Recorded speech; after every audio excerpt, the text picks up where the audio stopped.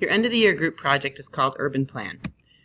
Due to the snow days, we've lost several preparation days, so we'll begin working on Urban Plan at full speed after the AP test May 15th. This video is intended to help prepare you and give you time to get started in advance.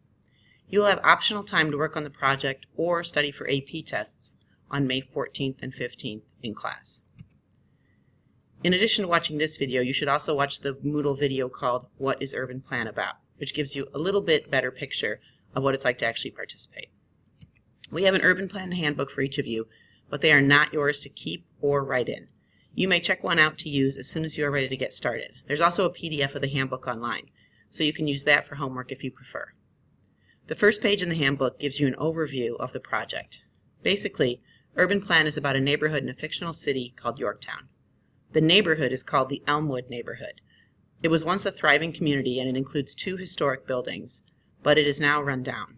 It began declining in the 60s and was ravaged by a fire in the 1990s. Some of the buildings are in disrepair. Some do not meet fire or building codes. Break-ins, thefts, and arsons are increasing. The city is seeking a private development firm to propose and build a project to revitalize this neighborhood. You'll be part of a development team of 5 or 6 students who will create a proposal for the neighborhood. Each person on the team will have a different role in the process. The 5 roles are listed here. City Liaison. The City Liaison needs to know the request for proposal very well and what the city is hoping to accomplish.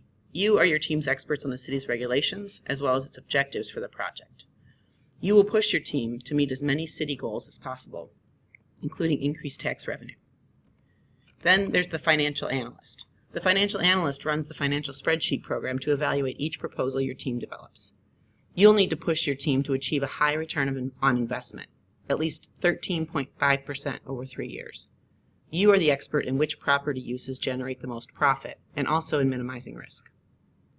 The marketing director is the expert in marketplace demand for housing, office, and retail space. Your job will be to sell or lease all of this space, so you need to understand your customers. Don't let your team propose buildings that you can't fill to capacity within 3 years. The neighborhood liaison is the expert in what the existing community members want. You'll need to gain their support and you need to understand the relative power of each group. Unhappy neighbors can generate a lot of negative publicity, lawsuits, and even boycott your plan. The site planner, finally, is the expert in bringing the team's vision statement to life. As a site planner, you are the designer, a behavioral specialist, and also a regulatory compliance specialist. You need to understand zoning, land use, and behaviors, and you need to figure out what kinds of buildings and uses can coexist in this neighborhood. You also get to build the Legos and use the virtual site designer. Within your team, you get to choose your roles. Teams with 6 members will have an additional marketing director. Seniors in class will contribute up to the last senior day and then they will be excused. As a development team, you specialize in one of the most complex, high-risk types of development, what's called a mixed-use infill project.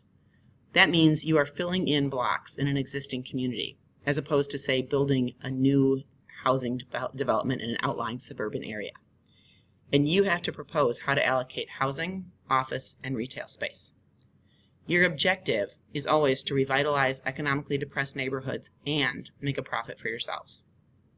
You have to persuade the city council, which will be a visiting group of judges during finals days, that your team has the most effective proposal to meet their goals.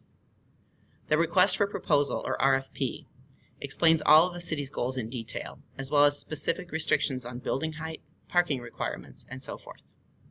You will need to be able to respond to the economic, social, cultural, and political goals of both the city and its residents, the city's planning, zoning, and design regulations, like how much parking you have to have or how tall buildings are allowed to be, the market demand for different types of land uses, and the requirements of the investors and lenders who will provide the money and who also want to earn a profit. This project has a 3-year timeline. That means, using the spreadsheet, you'll have 3 years to lease the commercial space, rent the apartments, and sell the land in order to make your profit. You are also responsible for submitting a complete development plan on Google Docs by June 3rd, and that's this year, not 3 years from now.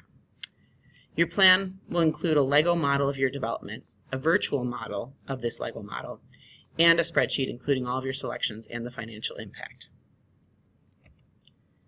That's a look at the spreadsheet. Your team will also make a 15-minute oral presentation to the judges and answer questions during a 12 to 15-minute Q&A period. You will be assigned one 30-minute session for this during the 2 finals days, June 4th and 5th. You will find as you work on this project that it's not hard to build a model and put the numbers in the spreadsheet once you know how. But it is difficult to meet all the competing demands and deliver a profit to the investors. In fact, there is no one right answer.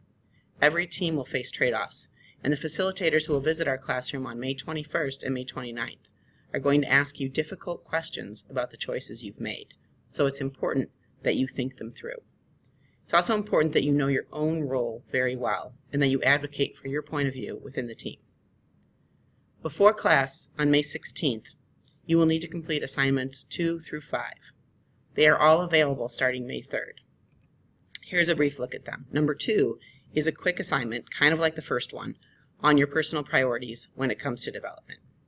Number 3 is much lengthier. It's a guided reading assignment designed to help you through the entire handbook. You may work on it alone or with a classmate, and it doesn't have to be someone on your team. Number 4 is a quiz to check your understanding of the project specifications. And number 5 is another guided reading assignment, this time targeted toward learning your specific role. You will only need to answer the questions about your role.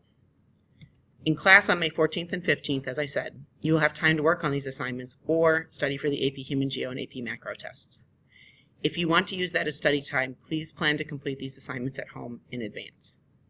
On May 16th, you will learn in class how to use the financial model. On May 17th, you will learn how to build a proposed plan and have a little time to work on it. May 20th, you will have the entire hour to finish the specs on your initial plan. It won't be perfect, but you do have to be prepared to explain and defend it on the 21st when the facilitators visit for the first time. That's a lot to do in just a few days, which is why preparation before May 16th is key. This project is worth 50 points in the performance category of your grade. Although it is a group project, not everyone in the group will get the same grade. Your grade will depend on your preparation, your work during class time, and your contribution to the final project. The scoring rubric is on the Moodle site, so you can check it out. You can see that your final grade will reflect being prepared on May 16th with all of the prep work, contributing to your group's work every day during class, knowing your role and being able to answer detailed questions about it, completing your section of your team's written proposal, and contributing in a professional manner to the team's final oral proposal. You may pick up assignments 2 through 5 and a handbook, or use the online handbook starting May 3rd. If you have any questions, obviously, let me know.